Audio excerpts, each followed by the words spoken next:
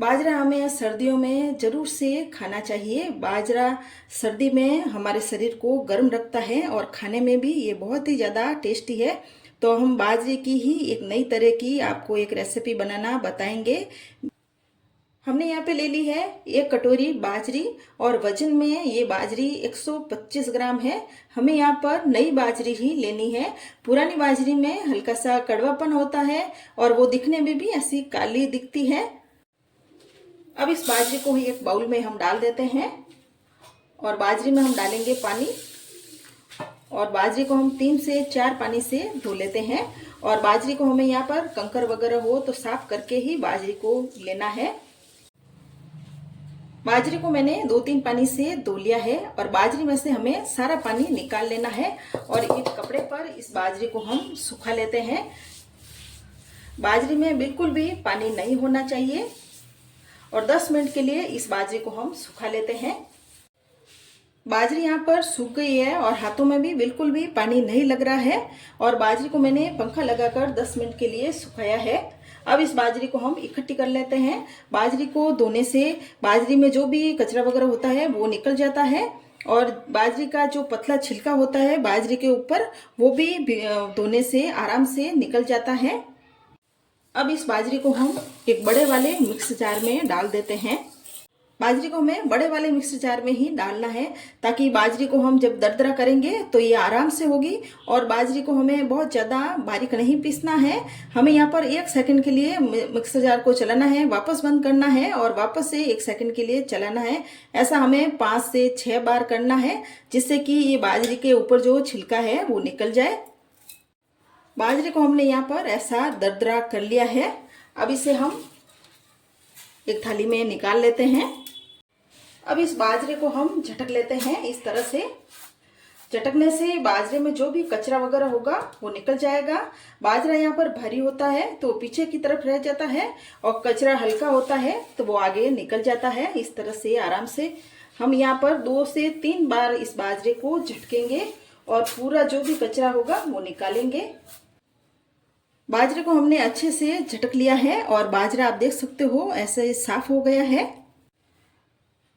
यहाँ हमने ले ली है आधी कटोरी मूंग की दाल। ये छिलके वाली मूंग की दाल है। अगर आपके पास छिलके वाली मूंग की दाल ना हो तो आप बिना छिलके वाली मूंग की दाल भी इसमें ले सकते हो। अब इस मूंग दाल को हम 2-3 पानी से धो लेते हैं।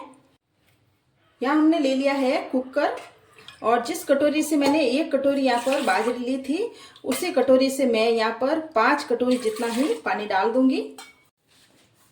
अब हम कुकर में ये दरदरा किया हुआ बाजरी डाल देते हैं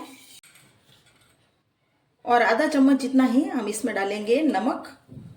और जो हमने दाल ली थी उसको भी मैंने 2-3 पानी से धो लिया है। अब इस दाल को भी हम इसमें डाल देते हैं। कुकर पर मैंने ढक्कन लगा लिया था और गैस पर रख दिया है कुकर को और कुकर में हम लगाएंगे 8 सीटी और गैस को यहाँ पर मैंने मीडियम आंच में कर लिया है। यहाँ हमने ले लिया है पैन।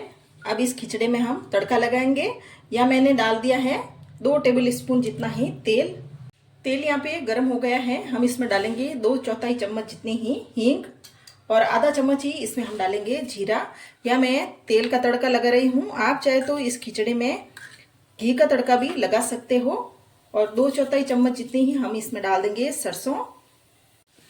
मसाले यहाँ पर चटक गए हैं और गैस को यहाँ मैंने मीडियम आंच पर कर लिया है।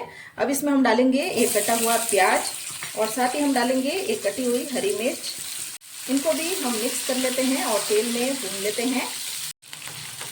प्याज को हमने यहाँ पे भून लिया है। अब इसमें हम कुछ सब्जियाँ डालेंगे। यहाँ मैं डाल रही हूँ एक कटी हुई गाजर और साथ ही आधे कप जितने ही यहाँ मैं मटर डाल रही हूँ।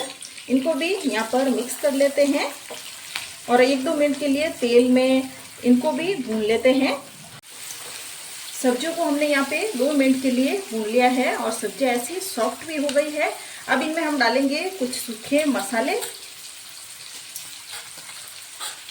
यहाँ हम डाल रहे हैं 2/4 चम्मच जितना ही हल्दी का पाउडर और 1 चम्मच भरकर इसमें हम डालेंगे धनिया पाउडर और 1 चम्मच भरकर ही इसमें हम डालेंगे लाल मिर्ची का पाउडर। नमक पहले ही हमने कुकर में डाला था तो यहाँ हम 2/4 चम्मच जितना ही नमक डालेंगे।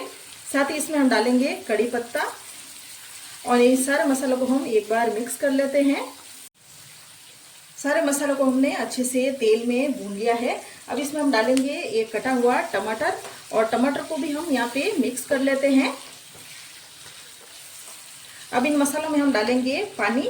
यहाँ मैं डाल रही हूँ 1 कप जितना ही पानी, और ये गर्म पानी है, ठंडा पानी यहाँ पर हमें नहीं डालना है।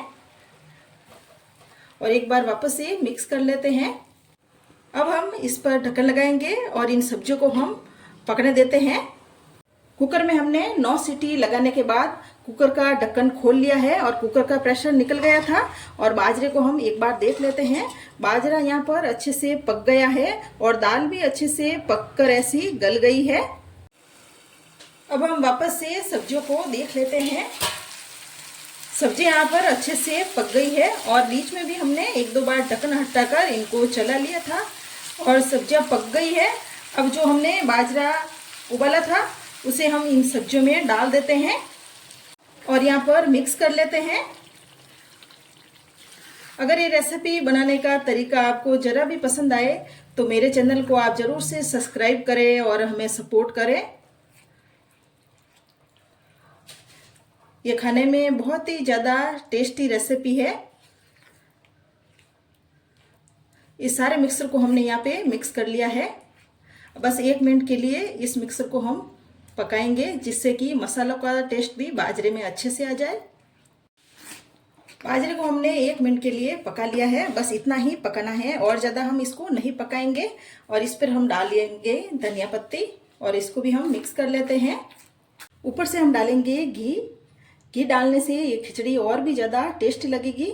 ये रेसिपी बनाने का तरीका आपको पसंद आए तो मेरे चैनल को आप ज़रूर कमेंट करें और अपने दोस्तों में शेयर करें।